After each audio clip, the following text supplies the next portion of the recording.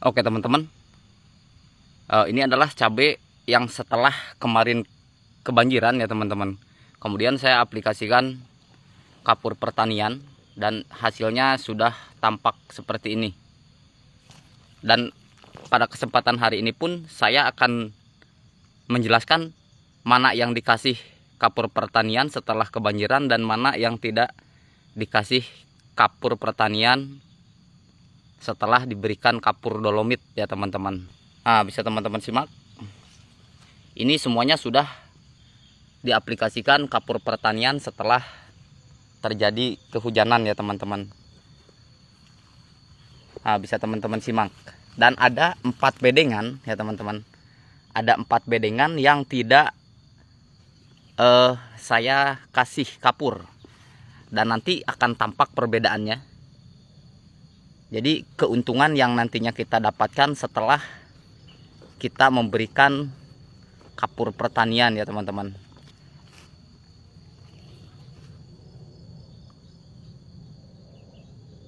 Nah, ini adalah usianya 25 hari setelah tanam. Ya, jadi untuk perkembangan tanaman cabenya seperti ini.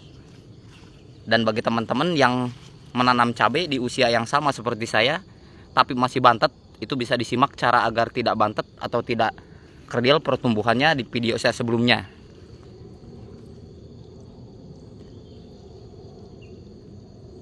Ya, kita ke sebelah atas ya teman-teman.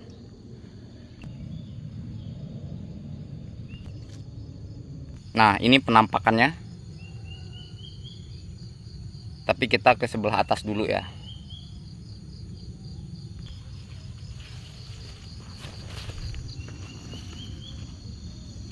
Nah, ini ya teman-teman. Kita ke sebelah atas. Untuk perkembangan cabenya. Tanpa di skip ya teman-teman. Ini per pohon real murni seperti ini. Nah, saya teman-teman simak. 25 hari setelah tanam.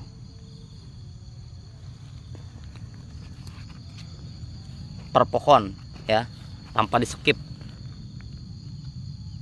Nih hasilnya 25 hari setelah tanam. Dan bedengan ini ya, bedengan ini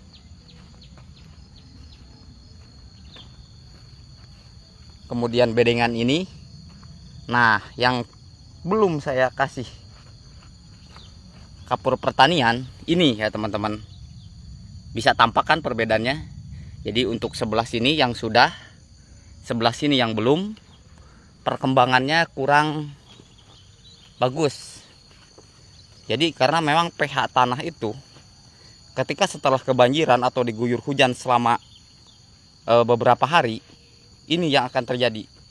Nah, itu kan ada tampak perbedaannya teman-teman. Sebelah sana sudah hijau royo-royo 2500 pohon, dan yang sebelah sini ini tampak tanahnya pun masih seperti ini.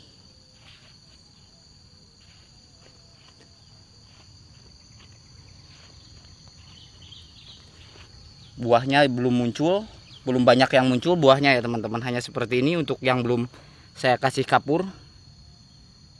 Nah, nih 1 bedengan, 2 bedengan, 3 bedengan, 4 bedengan.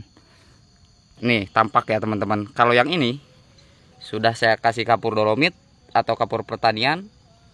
Pertumbuhannya jos, tinggi pohonnya sudah 70 cm lebih. Ya, bisa teman-teman simak ya perbedaannya. Jadi kita langsung jalan saja. Nah, dengan cara yang saya lakukan, untuk proses pengendalian busuk batang, kemudian virus, kemudian busuk bakteri, layu bakteri, ini semua tidak ada. Ya, murni semuanya bagus. Jadi kali ini saya tidak akan menjelaskan kemana-mana, tapi kita fokus hanya ke setelah saya melakukan proses pemberian kapur dolomit setelah kehujanan, setelah kebanjiran ya teman-teman. Dan hasilnya bisa teman-teman simak, nampak hasilnya ya seperti ini pertumbuhannya. Jadi semuanya bagus. Ya, kita jalan pelan-pelan.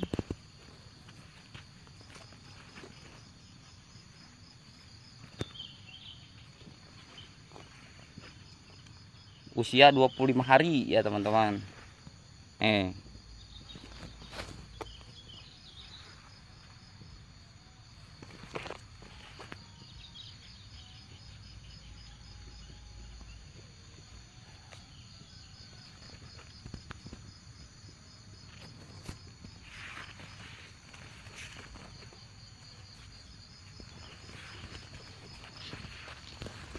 Nah, kita dari sini ya, tuh teman-teman, beda kan untuk hasilnya. Ini hijau. Nah, jadi intinya ya teman-teman, pengaplikasian kapur dolomit setelah terjadi musim hujan, setelah cabai teman-teman kehujanan yang cukup lama atau bahkan cenderung kebanjiran, jika telat, itulah faktor yang akan mengakibatkan tanaman cabai teman-teman tidak tumbuh subur. Dan kemudian cenderung tanaman cabai teman-teman itu kadang-kadang setelah tanahnya kering, setelah banjirnya surut, nah disitulah biasanya terjadi layu. Tanaman cabai teman-teman banyak yang mati ya teman-teman. Kemudian ada yang bertanya, katanya, "Bang, saya menanam tanaman cabai rawit pelita 8F1, hampir 70% terkena layu. Artinya hanya 30% yang tumbuh." Nah, kemudian sebagaimana yang telah saya jelaskan pada video sebelumnya, mulailah dari awal proses pengolahan lahan. Itulah yang nantinya akan menentukan di mana hasil yang akan kita dapatkan itu memang berkualitas ya teman-teman. Sehingga jika dalam proses pengolahan lahan, meskipun bibit yang teman-teman beli itu memang berkualitas baik, tetapi jika tidak melakukan proses pengolahan yang baik dan benar, di sini saya jelaskan kembali, pengolahan lahan yang baik dan benar itu adalah pengolahan lahan yang memang sesuai dengan SOP, standar operasionalnya, termasuk ke dalam proses pembuatan pupuk dasar, kemudian proses pemberian nutrisi, kemudian proses penanaman yang baik dan benar. Karena untuk menanam cabai rawit adalah